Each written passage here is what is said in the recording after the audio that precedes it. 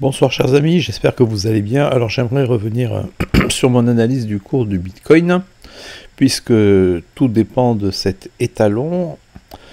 Toutes les crypto-monnaies sont corrélées au cours du Bitcoin, donc il est essentiel d'avoir un œil en permanence sur le cours de celui-ci et d'essayer de déterminer lorsque nous avons un bottom de marché et à contrario lorsque nous avons un top. Lorsque nous avons un bottom, c'est le moment d'acheter, et lorsque nous sommes sur le point d'avoir le top du marché, eh bien, à ce moment-là, il faut vendre. Alors, je vous rappelle quelle est mon analyse long terme du cours du Bitcoin. Alors, je vais enlever ça. Voilà, ça, on n'en a pas besoin pour le moment. Donc, ici, vous avez tout l'historique. Tout l'historique du cours du Bitcoin depuis sa création. Le 3 janvier 2009, vous voyez, lancement du Bitcoin à quelques centimes d'euros. Hélas, je n'étais pas là pour investir là-dedans. En tout cas, j'étais là, mais je n'étais pas au courant de cet actif financier. Et je ne m'y intéressais pas du tout à cette époque-là. Sinon, j'en aurais acheté, bien évidemment. Mais bon, on fait avec ce qu'on a. Donc ici, vous voyez qu'on a eu la formation d'une vague motrice, d'une impulsive haussière que vous avez là, ici en blanc. Donc, vague motrice, vague 1, vague corrective, vague 2. Vous voyez que ici, la vague motrice a fait du plus... alors, ça fait quoi ça 500... ça fait quoi ça fait beaucoup. Ça fait beaucoup. Évidemment, le cours est passé de quelques centimes de dollars à 35 à l'époque. Hein. Combien 28. Alors, 32 dollars. Ici, on a fait du fois 1000, hein, et même au-delà. Ensuite, vague corrective. Vous voyez que ici, on a corrigé à hauteur de 93%. On a fait du moins 93,75%. Vague corrective. Première vague, grande vague corrective bear market. Hein. Le premier bear market qu'a connu le Bitcoin, c'était en 2011. Vous voyez, juin 2011 jusqu'en novembre 2011. Donc, il a été quand même assez court. Il a été assez court. 161 jours. Et ensuite, alors la vague 3, avec de plus en plus de volume ici, hein, c'est souvent le cas, lorsqu'on est dans une vague 3, on a du volume. Sous vague 1, sous vague 2, sous vague 3, sous vague 4, sous vague 5, vague 3. Forcément, après une vague 1, une vague 3, tout ça en extension. Ici, on a eu le premier halving du Bitcoin, donc 2012. Premier halving. Et le cours, vous voyez, alors là on a fait du... Alors c'est déjà plus lisible ça, 61 984%. Voilà, plus 61 984%. Autrement dit, le cours est passé de 2 et quelques dollars à 1200 et quelques dollars. Donc on a fait quoi? On a fait du x600 là. x600. C'est énorme. Mais bon, ça c'était l'époque. Hein. Ensuite, bear market. Alors moi ce que je constate déjà là, hein, c'est important d'en avoir conscience, c'est que vous voyez ici on a une vague 4. On a ici une vague 2 qui est brutale. Puisque le cours a énormément corrigé, hein. Moins 93,7%, c'est énorme. Surtout pour le Bitcoin. Mais vous voyez qu'ici, alors on a eu une période de bull market de 749 jours. 749 jours, alors que le bear market, c'est 161 jours. Donc déjà, on constate que les périodes de bull market sont plus longues que les périodes de bear market. Ça, c'est important de le constater. Et vous voyez qu'ici, vague 4, la vague 4 ici est plus complexe que la vague 2. On est allé chercher moins 86,9% et non pas moins 93%, donc elle est moins prononcée. La vague 4 est moins prononcée, elle est moins profonde que la vague 2. Ça, c'est tout à fait normal. En Elliott Wave, c'est l'une des règles de l'Elliott Wave. Allez voir le PDF de la chaîne. Par contre, elle est plus longue. C'est-à-dire ici, on a une vague courte, ici, on a une vague longue. Vous voyez qu'ici, 623 jours, alors qu'ici, 161 jours. C'est énorme, c'est 3 fois plus, hein. Plus de 3 fois plus. Donc on a une longue vague 4, mais moins prononcée. Et ensuite, alors là, lorsqu'on a une longue vague 4, une longue vague corrective, à ce moment-là, vous voyez que la vague 5, celle-ci, elle a été longue dans le temps. Vous voyez, 847 jours, elle a été plus longue que la vague 4 pour se former, 623 jours. Ici, c'est 847 jours. On a eu le deuxième halving du Bitcoin, donc en 2016, là, mai 2016. Alors, vague 1, vague 2, vague 3, vague 4, vague 5. Bon, ok, donc, on observe pour le moment. Je vous explique, moi, ce que j'ai observé. Et alors moi ce que j'ai constaté, c'est que vous voyez ici, si j'utilise ce Fibonacci, retracement de Fibonacci en mode logarithmique, parce qu'ici nous sommes en mode logarithmique, vous voyez qu'ici j'ai les 227,2 et le haut de la vague 3 correspond à ce Fibo là, première observation. Ici le haut de ma sous-vague 3 correspond à peu près à ce Fibo, 161,8. Et ici, le haut de ma sous-vague 1 correspond, alors là, on est à peu près à 50%, entre les 50 et les 61,8. Ok, j'observe. Ici, qu'est-ce qu'on peut observer? Alors c'est pareil, j'utilise ce Fibo de retracement, 227,2, haut de la vague 5. Ça veut dire que ça s'est répété 2 fois. À chaque fois, on a ce Fibo, 227,2, 227,2, haut de la vague 5, haut de la vague 3. Ça, c'est intéressant. Parce que, pourquoi est-ce que pourquoi n'aurions-nous pas, ici même, avec la formation de cette nouvelle impulsive, d'un nouveau cycle haussier, eh bien, vous voyez, des objectifs équivalents. En tout cas, ça fait partie des possibilités. Je ne dis pas que ça doit se produire ainsi, mais personnellement, moi, ça attire mon attention. Alors, ici, qu'est-ce que je constate? Donc le haut de ma sous-vague 1 vient chercher ici le rectangle, non pas des investisseurs, mais la zone de rechargement de short entre les 61,8 et les 78,6. Sous-vague 2. Vous voyez que ici ma sous-vague 1 et sous-vague 2. Ici, alors là c'est un autre Fibo, hein, c'est celui-ci. C'est ce Fibo là. Temps de Fibonacci selon la tendance. Il est intéressant ce Fibo. Et là, ce que j'ai fait un clic 1 ici, clic 2, clic 3. Et là, j'obtiens ces Fibo là. Donc 50%, 68, 138,2, 161,8. Ici, vous voyez que finalement, ma sous-vague 2, donc vague corrective, se situe là-dedans, dans cette zone-là, entre les 50% et les 61,8. Ok, ça c'est intéressant. Alors attendez, je vais peut-être le mettre plus en évidence parce que peut-être que vous allez me dire, oui mais on voit pas très bien. Ok, bon là je pense que vous verrez mieux. Vous voyez, voilà, 50, 61,8. Ici, là. Ok, alors j'ai reproduit ce Fibo, évidemment, ici, là. Hein. Et là, là j'ai ça.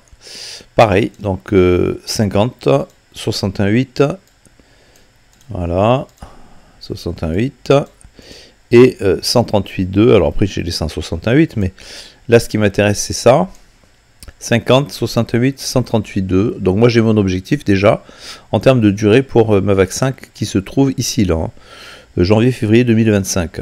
Ça fait longtemps que j'en parle. Alors, on va bien voir hein, si ça correspond bien. Mais selon mon analyse, pour le moment j'en suis là.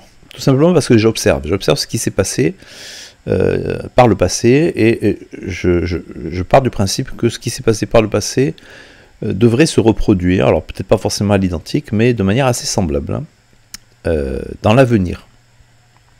Donc vous voyez que cette vague 5, elle a mis du temps à se former, donc 847 jours.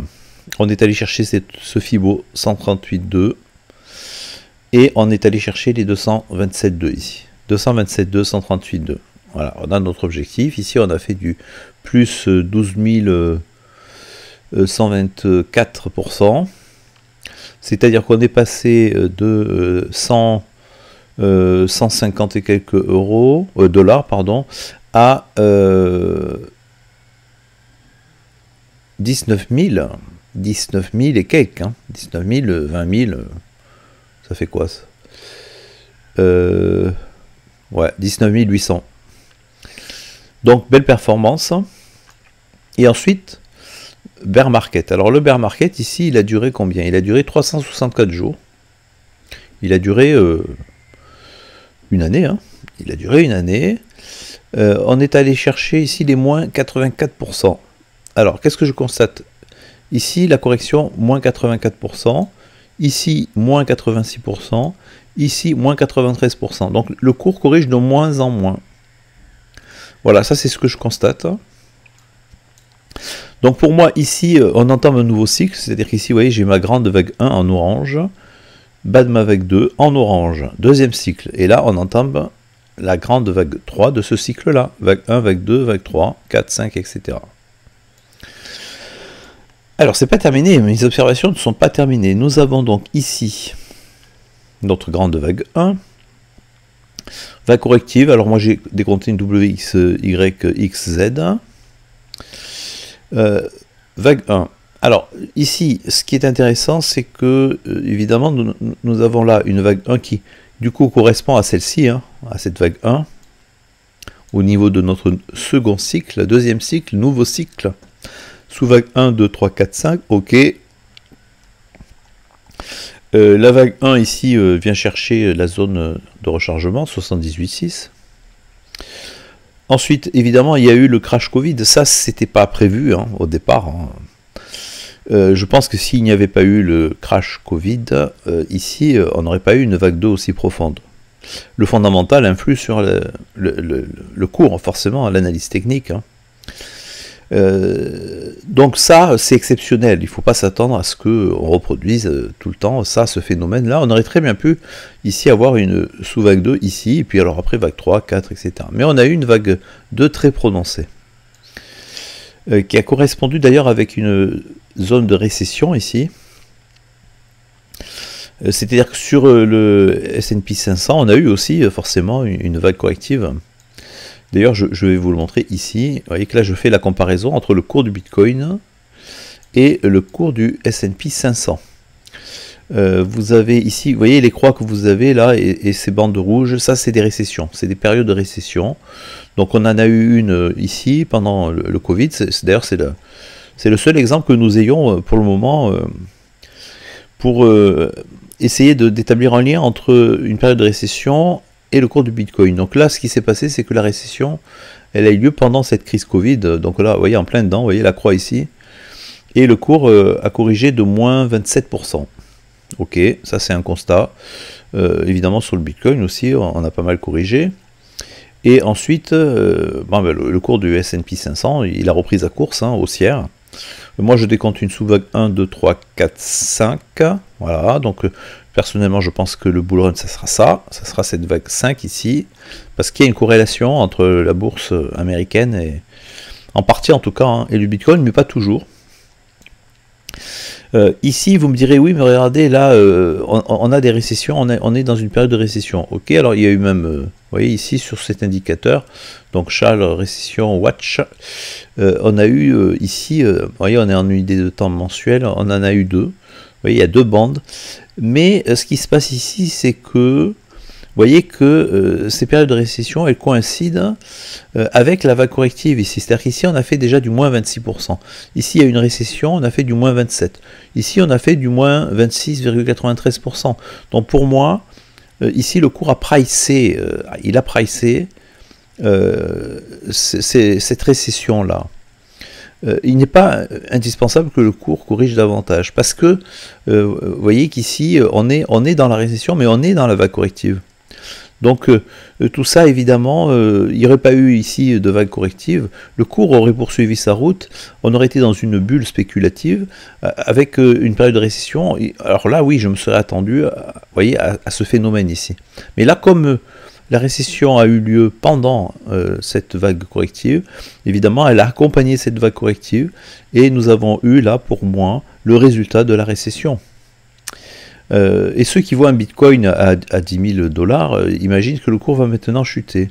Je ne crois pas que ce soit nécessaire, parce que, encore une fois, je pense que le cours a déjà pricé cette récession. Vous pouvez me dire ce que vous en pensez, évidemment, en commentaire de cette vidéo. Mais pour moi, on a posé un bottom ici. On l'a d'autant mieux posé que vous voyez que ici, pour avoir cette structure 1, 2, 3, 4, 5, il ne fallait pas que la vague 4 empiète sur la vague 1. Hein. Et effectivement, la vague 4 s'est arrêtée avant la vague 1, mais vous voyez qu'il ne reste pas grand-chose ici pour empiéter sur la vague 1, et à ce moment-là, on ne serait plus du tout dans cette structure-là. Or, cette structure, elle est harmonieuse.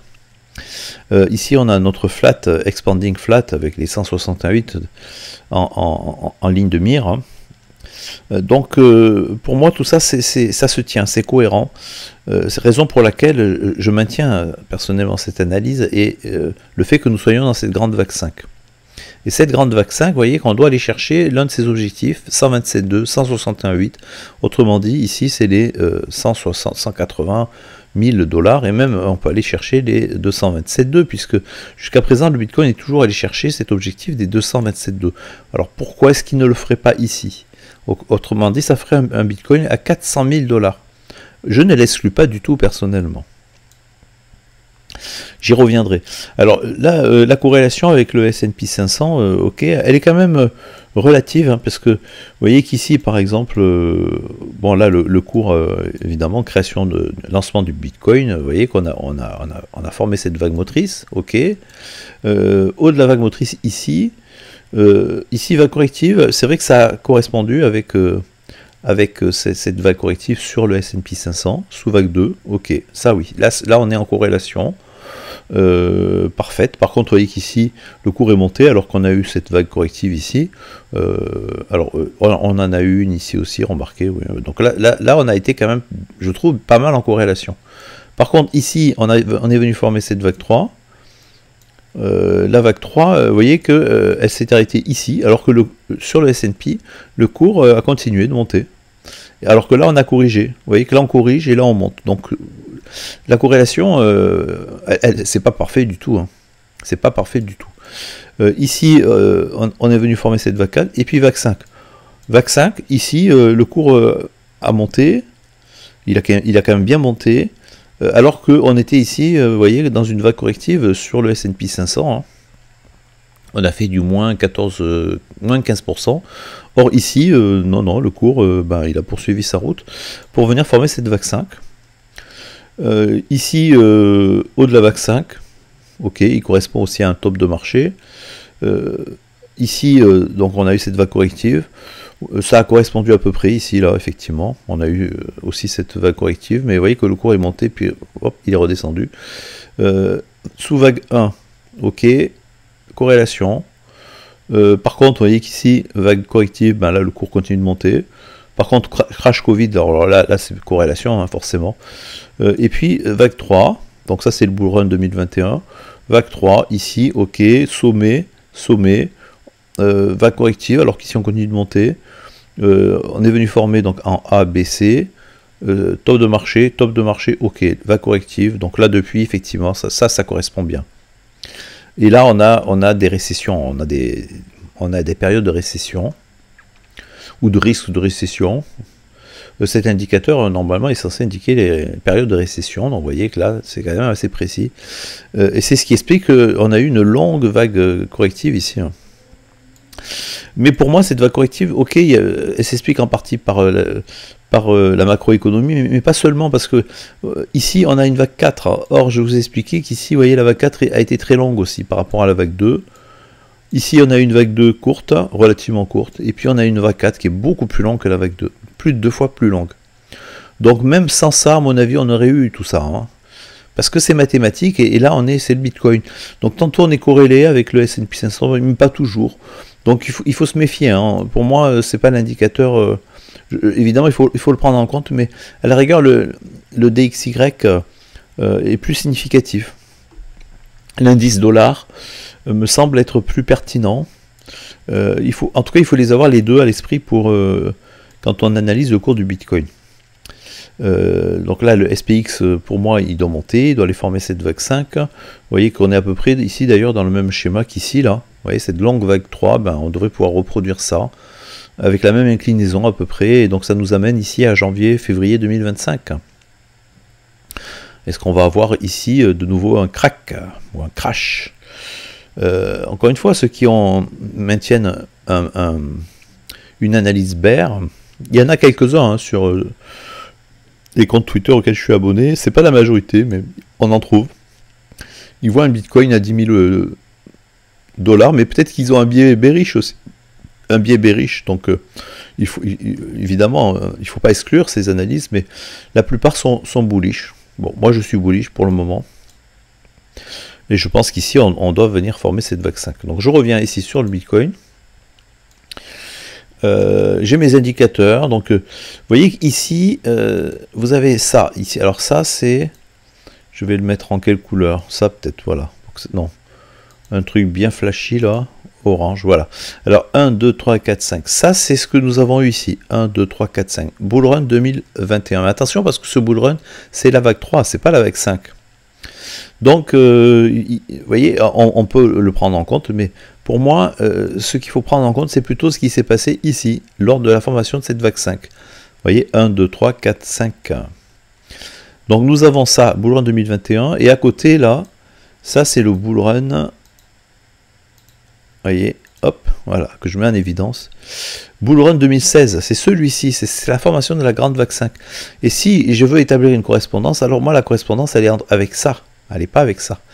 Donc avec ça, vous voyez que si on reproduit à l'identique, on a même un objectif à plus de 1,8 million.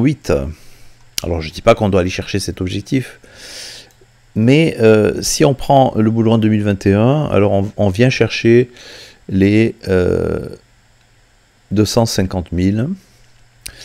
Celui-ci, on va beaucoup plus haut. Alors, peut-être que nous aurons ici, vous voyez, avec ces vagues-là, 1, 2, 3, 4, 5, quelque chose d'intermédiaire entre ces deux-là, entre ces deux vagues motrices. En tout cas, moi, ma zone ici, vous voyez... de top du marché, c'est ici entre les 127,2 et les 227,2.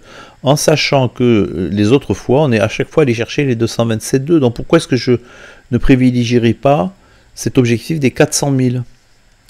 Dites-moi ce que vous en pensez, si vous pensez que c'est exagéré. Mais vu qu'à chaque fois, vous voyez, ici, on est allé chercher les 227,2, vague 3. Ici, on est allé chercher, alors ça c'est une sous-vague 1, donc bon, ça compte pas vraiment. C'est ça qui nous intéresse, c'est la vague 3 et la vague 5. Ici, vague 5, 227,2. Vague 3, 227,2. Voilà quoi, moi je ne fais que constater. Et mes analyses, en fait, elles sont empiriques, c'est-à-dire que moi je n'invente rien, je constate. Mais évidemment, je suis ouvert parce que le cours, il peut évoluer aussi différemment par rapport à ce qui s'est passé précédemment. Mais quand même, là je suis attentif. Alors vous voyez que moi j'ai toujours soutenu ça, vague 1, vague 2, 3, 4, 5. La vague 4, A, B, C. Ces structures-là, on la connaît. Hein, on la connaît. Là aussi, allez voir le PDF de la chaîne. Ça c'est typiquement un irregular flat. Irregular flat en ABC. On forme un sommet plus haut que le précédent. En général, on vient chercher les 127,2 ici d'ailleurs. 138,2, 127,2. Là, on est allé chercher, on n'est pas allé chercher, tout à fait. C'est pour ça que moi, je pensais qu'ici, le cours allait continuer de monter, mais non, en fin de compte, il a bel et bien formé ça. Mais on a bel et bien une structure qu'on connaît en Elliott Wave. Et ensuite, 168, vous voyez, l'objectif de la vague C, 168 ici.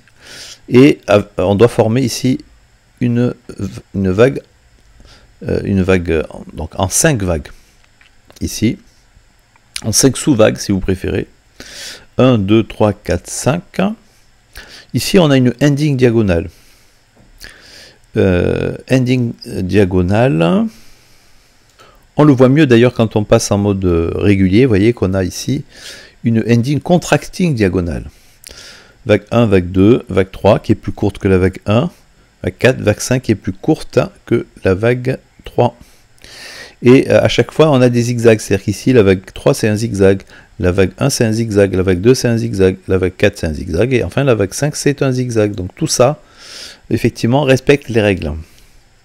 Alors, je repasse en mode logarithmique, parce que moi, sur les grandes unités de temps, c'est le mode logarithmique qui m'intéresse.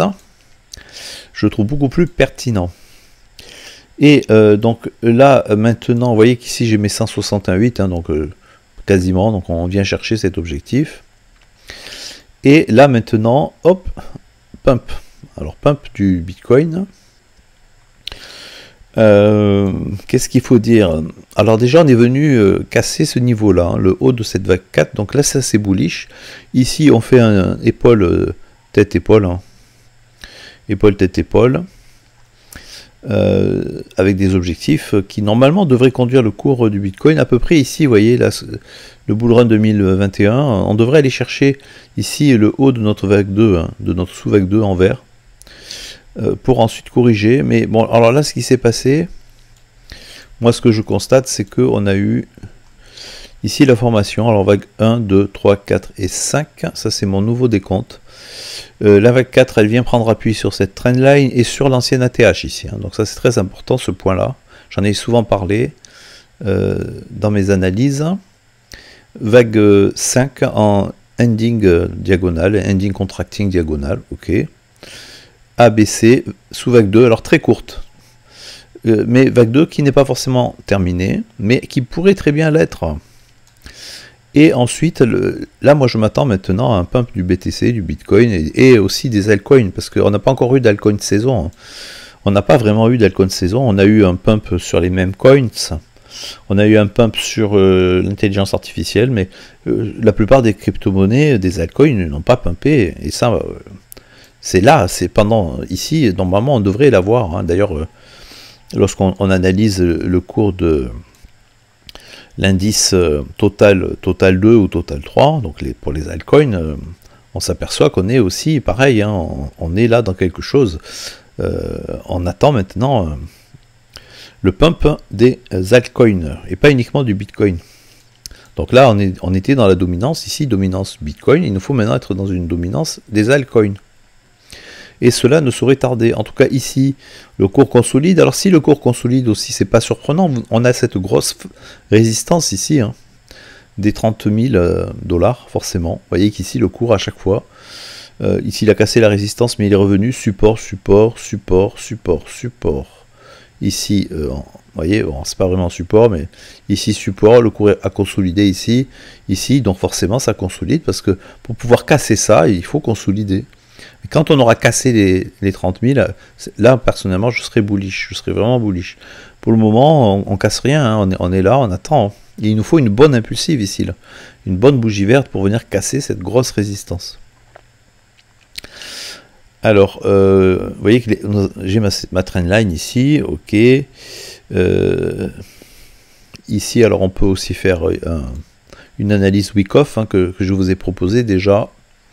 Avec un spring ici, SC spring, ici on a le CREC, et vous voyez qu'on vient former ici un buec, hein. Ici on est allé au-dessus du cric, et ici on revient tester, vous voyez le haut du cric ici, cette zone, parce qu'ici on a une zone de support, donc on revient ici avec cette vague 2, pour ensuite pouvoir s'en affranchir et former un sauce. Bon ok, là je ne vais pas revenir là-dessus. Moi je suis plus un héliotiste que Wyckoff, mais Wyckoff est intéressant lorsqu'on a des bottoms comme ça. Hein. Donc épaule, tête épaule, Wyckoff, on a pas mal de convergence. On a ici le H-ribbon, hein, qui indique une pastille bleue. Alors, je l'ai déjà suffisamment montré, je veux bien le remettre encore une dernière fois, pour ceux qui auraient des doutes, mais vous voyez qu'ici on a voyez, un signal d'achat ici, là.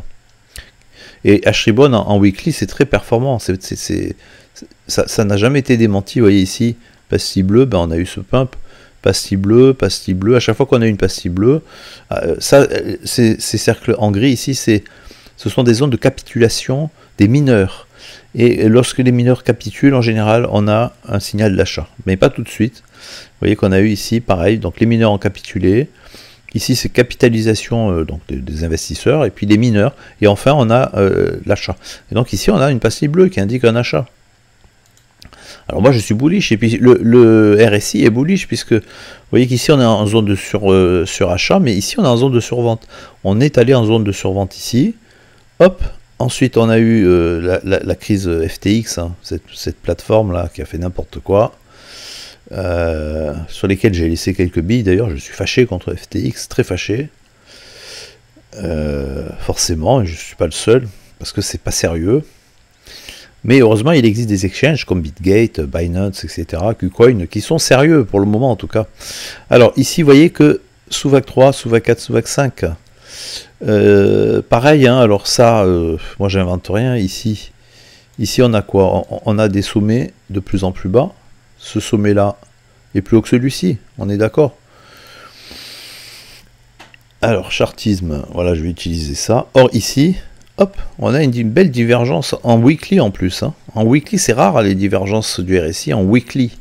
Or, on en a une ici. Alors, divergence, c'est celle-ci, là, voilà, divergence haussière en weekly. Ça, c'est extrêmement bullish. Alors, comment voulez-vous que je ne sois pas bullish sur le Bitcoin? Bien sûr que je suis bullish. Divergence. Vous voulez quoi d'autre? Alors, au niveau du RSI, on est remonté. Ici, on est à ce niveau-là.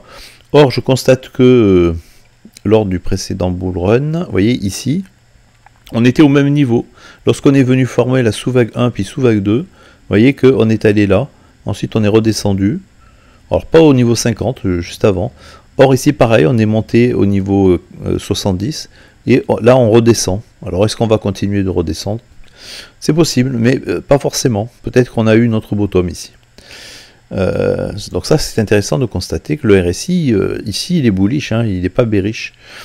Et vous voyez qu'ensuite, on a largement de quoi former une grande vague haussière. Mais ici, maintenant, je vais passer en daily peut-être. En daily, nous avons quoi? En daily, nous avons vague 1, 2, 3, 4, 5, ok, donc là vous avez l'explication de mon décompte, voilà. Ici maintenant ce qui nous intéresse c'est ça là. Hein. Qu'est-ce qui est en train de se passer ici? Alors moi personnellement, je considère qu'ici on a le haut d'une vague 1, notre vague 1, grande vague 1 en bleu, il nous faut former la vague 2, alors...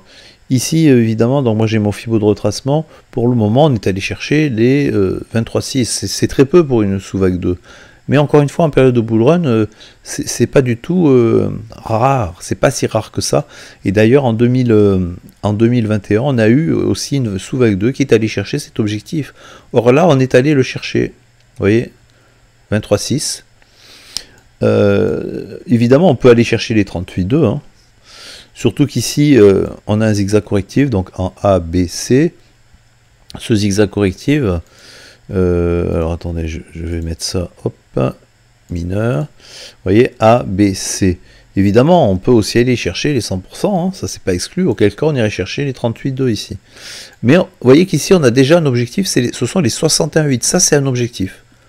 En Elliott Wave, 61,8, c'est un objectif. Pour un zigzag. Un zigzag ne va pas forcément chercher les 100%. Quand on dit AB égale CD, c'est pas forcément le cas. En Elliott Wave, AB n'est pas forcément égal à CD. En l'occurrence ici d'ailleurs c'est plutôt 0A égale BC. Mais vous voyez la vague C n'est pas forcément égale à la vague A. Elle peut être égale à 61,8% de la vague A.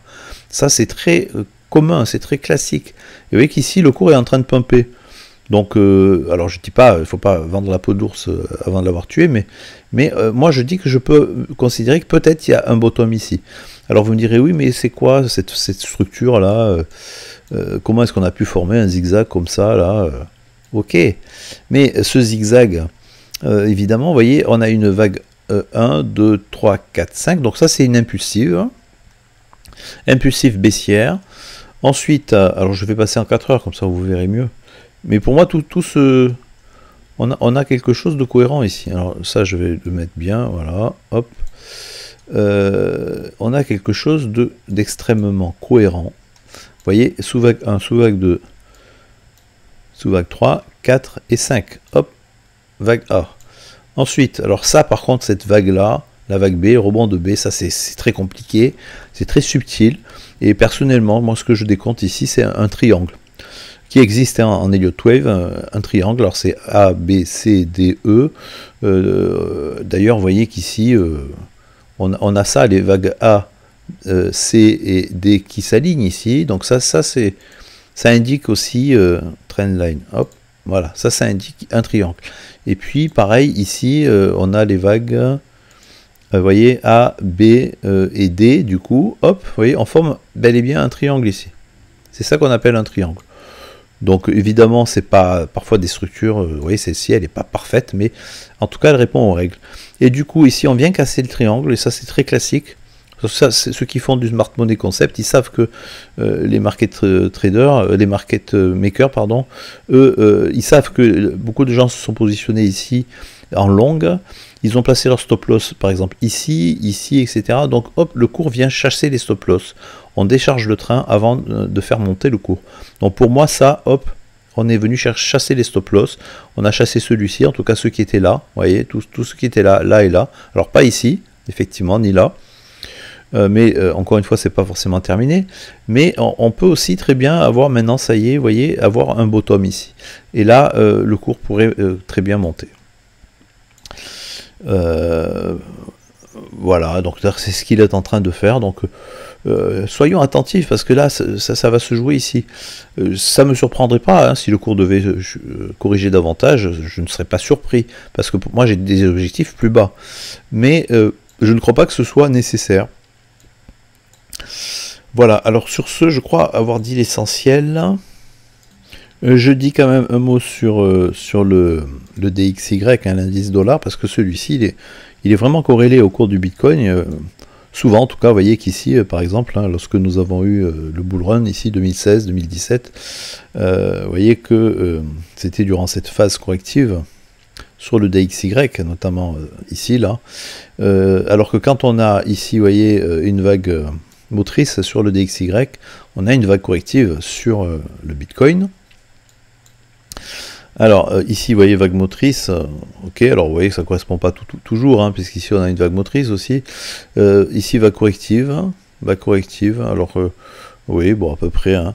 Par contre ici vague motrice, vous voyez la vague 3, bull run 2021, et vous voyez qu'il a vraiment, là ici on est en période, alors il y a eu une période ici de récession, on a eu le dollar qui s'est effondré.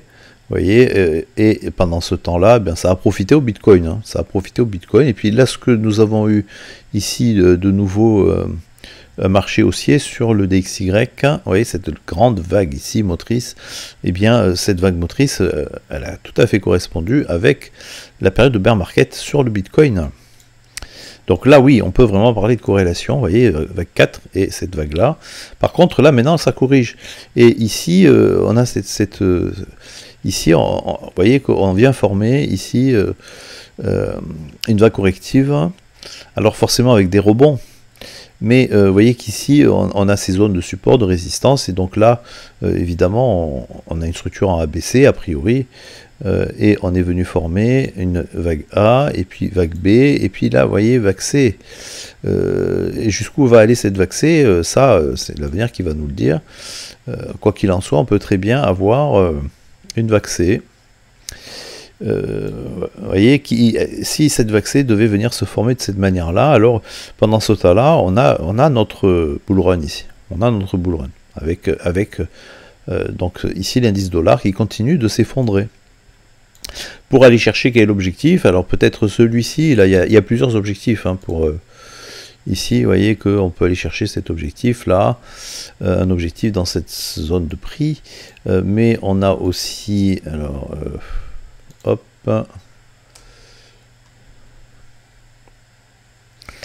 alors, on a des objectifs plus bas ici, bien évidemment, puisque là, vous voyez que si on trace cette ligne-là, qui pourrait être donc une ligne de support, on pourrait même aller chercher, ici, c'est un DXY aux alentours des 80 $. Alors, on verra comment ça évolue ici. Forcément, ici, on n'a pas forcément une sous-vague A, sous-vague B, on peut être ici dans une sous-vague 3 sous vague 4, et ensuite 5 pour former la vague A, puis B et C. Donc tout ça, on va voir, on va suivre évidemment, mais c'est très important d'avoir toujours un œil sur l'indice dollar ainsi que sur le S&P 500. Alors un dernier mot peut-être sur Total 3, hein, vous voyez, donc c'est Total Market Cap exclu de BTC et ETH, donc autrement dit, ça c'est la courbe des altcoins, à l'exclusion donc du Bitcoin et de l'Ethereum. Or, vous voyez qu'ici, on forme la même structure que sur le Bitcoin, hein, vague 1, 2, 3, 4, 5, ici pareil, hein, un expanding flat, et vous voyez que ici, on devrait venir former cette vague 5 aussi, hein. Comme on doit la former sur le Bitcoin, on doit aussi la former sur les altcoins. Donc du coup, ben, ici, on a quoi comme objectif? Donc pareil, hein, j'utilise ici mon Fibo, et vous voyez qu'ici, je peux avoir une vague 5 qui vient chercher les 168. 2,1, alors ça fait quoi ça? T c'est pour... Trion, c'est ça, ou je sais plus exactement, 2 $, bon ok. Triard, je crois, hein. Il y a Billion, B, T, voilà, enfin bon, vous me comprenez.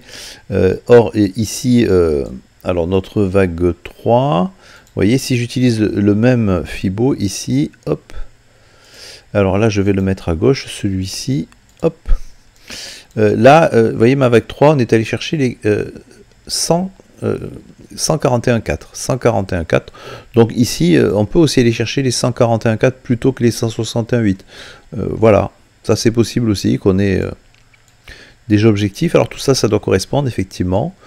Ici d'ailleurs, alors hop, hop, pareil, mon Fibo. Vous voyez qu'on est allé chercher ici les 268 par rapport à ce Fibo là. Par rapport à celui-ci, on est allé chercher les 141,4 pour la vague 3. Donc on pourrait aller chercher un objectif entre les 141,4 et 168. Moi, ça ne me surprendrait pas. En tout cas, c'est là, c'est durant ça, c'est la formation de cette vague qu'on va avoir eh bien, un bull market sur les altcoins. Voilà. Bon, sur ce, je vous dis à très bientôt. Et n'hésitez pas d'aller en commentaire de cette vidéo pour me dire ce que vous en pensez. Et à nous rejoindre sur le Discord de ma chaîne, où vous trouverez tout ce dont vous avez besoin pour investir dans les crypto-monnaies. Si vous faites un don 50 USDT, c'est un avis, ça vous permet d'avoir accès à tous les salons de la chaîne et de disposer du PDF pour faire vos propres analyses héliotistes. En tout cas, je vous explique moi les outils que j'utilise, parce que sinon, forcément, vous n'allez pas bien comprendre. Mais avec le PDF, vous comprenez tout. Voilà, sur ce, je vous dis à très bientôt. Je vous rappelle qu'au centre de la chaîne, il y a une stratégie d'investissement. Cette stratégie, vous pouvez vous la procurer gratuitement en vous abonnant au Discord, dont vous trouverez le lien d'inscription en description de cette vidéo. Ce PDF est essentiel. Il s'adresse d'abord aux investisseurs moyen-long terme. Il vous indique les meilleures positions à l'achat comme à la vente de vos actifs financiers préférés, actions et crypto-monnaies. On se place au plus près du bas de la vague 2 et on revend par palier durant toute la durée du bull run. Alors un mot aussi sur le Discord de la chaîne, donc YouTube, pour pouvoir participer activement au Discord avec accès à tous les salons, les groupes de discussion, le Kingfisher, les méthodes d'analyse, etc. Et pour pouvoir télécharger le PDF complet de la chaîne, donc le PDF, vous le trouverez dans la catégorie documentation. Le PDF, vous l'avez là. Voilà, c'est 150 pages actuellement. Pour pouvoir donc télécharger le PDF complet de la chaîne avec toutes les règles d'Elliott ainsi que d'autres méthodes d'analyse que j'utilise dans mes analyses, dans les vidéos, comme par exemple le Smart Money Concept et Wyckoff. Cela se fait moyennant un don de 50 USDT minimum. Cet abonnement est valable à vie. Pour plus de détails sur le fonctionnement de la chaîne, je vous invite donc à jeter un œil sur la vidéo de présentation que vous trouverez dans la description de cette vidéo. Alors en conclusion de cette vidéo, je vous rappelle que vous pouvez Tout d'abord, bien évidemment, vous abonner à la chaîne ainsi qu'au Discord. Et si vous avez aimé cette vidéo, alors merci de mettre un petit pouce bleu et de mettre un commentaire auquel je répondrai sans tarder. Vous pouvez aussi demander l'analyse d'une crypto-monnaie de votre choix. Sur ce, je vous dis à très bientôt pour de nouvelles analyses.